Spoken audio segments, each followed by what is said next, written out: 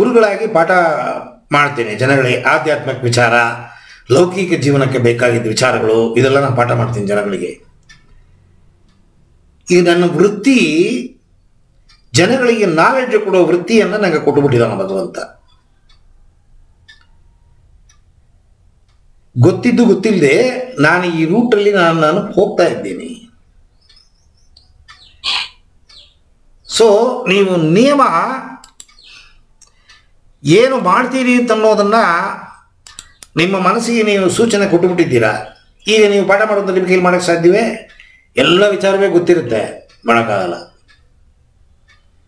ಎಲ್ಲ ಗುರುಗಳಾಗಲ್ಲ, ಎಲ್ಲ ರಾಘವೇಂದ್ರ ಸ್ವಾಮಿಗಳಾಗಕ್ಕೆ ಸಾಧ್ಯವಿಲ್ಲ, ಎಲ್ಲ ರಾಮಕೃಷ್ಣ ಪರಮಹಂಸರಾಗಕ್ಕೆ ಸಾಧ್ಯವಿಲ್ಲ, ಒಬ್ಬ ಮಾತ್ರ. ನಿಮಗೆ ತಿನ್ನೋ ಹುಚ್ಚು, ನನಗೆ ಎಣ್ಣೆ ಹುಚ್ಚು, ಇನ್ನೊಬ್ಬನಿಗೆ ಗಾಂಜಾ ಹುಚ್ಚು, ಇನ್ನೊಬ್ಬನಿಗೆ ಇನ್ನೇನೋ ಹುಚ್ಚು, ಇನ್ನೊಬ್ಬನಿಗೆ ಸ್ಪೀಟ್ ಹುಚ್ಚು, ಇನ್ನೊಬ್ಬನಿಗೆ ರೇಸ್ ಹುಚ್ಚು. ಯಾಕಪ್ಪ? ರೇಸ್ ಹುಚ್ಚಿರೋನಿಗೆ ಎಣ್ಣೆ ಕೊಡಿ, ಎಣ್ಣೆ ಹೊಡೆಯೋನಿಗೆ ರೇಸ್ ಆಡಕ್ಕೆ ಹೇಳಿ.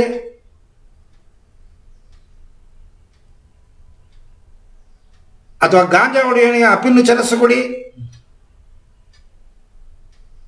ಇದು ಹೇಗೆ ನಮ್ಮ ತಲೆ ನಮ್ಮನ್ನ ಏನು ಕುತ್ಕೊಂಡ್ಬಂದಿದ್ದೀವಿ ಅದಕ್ಕೆ ಸಂಬಂಧಪಟ್ಟಿದ್ದ ವಿಚಾರದಲ್ಲಿ ನಮ್ಮನ್ನು ತೊಡಗಿಸಿ ಅದರಲ್ಲಿ ತಪ್ಪು ಮಾಡಿ ಆ ತಪ್ಪನ್ನು ಅನುಭವಿಸಿ ಬುದ್ಧಿ ಬರಬೇಕು. ಈಗ ನನಗೆಲ್ಲ ಗೊತ್ತಾಗುತ್ತೆ, ಇದು ಸರಿ ಇದು ತಪ್ಪು, ಇದು ಸರಿ ಇದು ತಪ್ಪು. ಗೊತ್ತಾದ ಮೇಲೆ ಯಾಕಪ್ಪ ತಪ್ಪು ಮಾಡಬೇಕು? ತಪ್ಪು ಸರಿ ಗೊತ್ತಿಲ್ಲದ ಯಾರೋ ಮಕ್ಕಳು, 4-5 ವರ್ಷದ ಮಕ್ಕಳಿಗೆ ಪಾಪ ಗೊತ್ತಿಲ್ಲ. ನಾವು ಬೆಳೆಯೋ ನಮಗೆಲ್ಲ ಗೊತ್ತು, ತಪ್ಪು ಸರಿ ತಪ್ಪು ಸರಿ ತಪ್ಪು ಸರಿ. ಮತ್ತೆ ತಪ್ಪು ಮಾಡ್ತೀವಿ. ತಪ್ಪು ಅಂತ ಗೊತ್ತಿದ ಮೇಲೆ ತಪ್ಪು ಮಾಡಬಾರ್ದಲ್ವ ನಾವು? ಯಾಕೆ ಮಾಡ್ತೀವಿ? ನಿಮ್ಮನ್ನು ಮಾಡುವಂತ ದೂಡತ್ತೆ. ಯಾವುದೋ ಇಲ್ಲಿ ತಲೆಯಲ್ಲಿ ನೀವೇನು ಹೊತ್ಕೊಂಡ್ಬಂದಿದ್ದೀವಿ ಅದು ದೂಡತ್ತೆ. ಇದನ್ನ ನಿಲ್ಲಿಸಬೇಕು ಅಂದ್ರೆ ನೀವು ಮನಸ್ಸಿಗೆ ಬ್ರೇಕ್ ಹಾಕಬೇಕು. ಇದನ್ನ ಬಂದು ಡಿಪ್ರೆಷನ್ನಲ್ಲಿ ಕಾಗ್ನಿಟಿವ್ ಬಿಹೇವಿಯರಲ್ ಥೆರಪಿ ಅಂತ ಸೈಂಟಿಫಿಕ್ ಆಗಿ ಹೇಳ್ತಾರೆ. ಆಧ್ಯಾತ್ಮದಲ್ಲಿ ನಾವೇನು ಹೇಳ್ತೀವಿ ಅಂತಂದ್ರೆ, ಆ ಥರದ ಆಲೋಚನೆ ಬಂದಾಗ ಭಗವಂತನ ನಾಮಸ್ಮರಣೆ ಮಾಡು, ಮಂತ್ರ ಜಪ ಮಾಡು,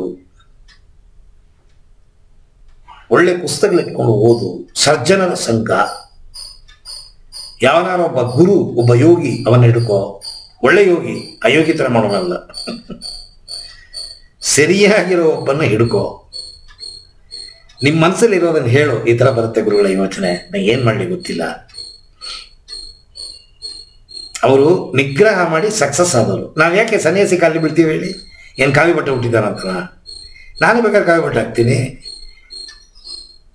ಕಾವಿ ಬಟ್ಟೆ ಹಿಂದೆ ಮಾಡಿದ ಸಾಧನೆ ಇದೆ ನೋಡಿ, ಅದಕ್ಕೆ ನಾವು ಕಾಲಿ ಬಿಡ್ತೀವಿ.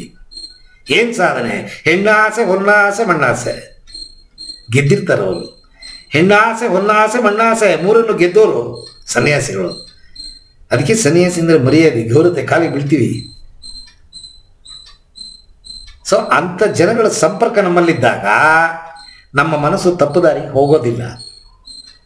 ನೀವು ಏನೇ ಕರ್ಮ ಹೊತ್ಕೊಂಬಂದಿದ್ರು ಕೂಡ ನಿಮ್ಮ ಜೀವನ ಪಾವನವಾಗಬೇಕು ಅಂದರೆ, ಪವಿತ್ರವಾಗಬೇಕು ಅಂದರೆ ಒಳ್ಳೆಯ ಜನಗಳ ಸಂಪರ್ಕ, ಒಳ್ಳೆಯ ವಿಚಾರಗಳನ್ನು ನೋಡೋದು, ಒಳ್ಳೆಯ ವಿಚಾರಗಳನ್ನು ಕೇಳೋದು, ಒಳ್ಳೆಯದನ್ನು ಓದೋದು, ಇದೆಲ್ಲ ಮಾಡಬೇಕು ನೀವು. ಆವಾಗ ಮನಸ್ಸು ಕಂಟ್ರೋಲಿಗೆ ಬರುತ್ತೆ.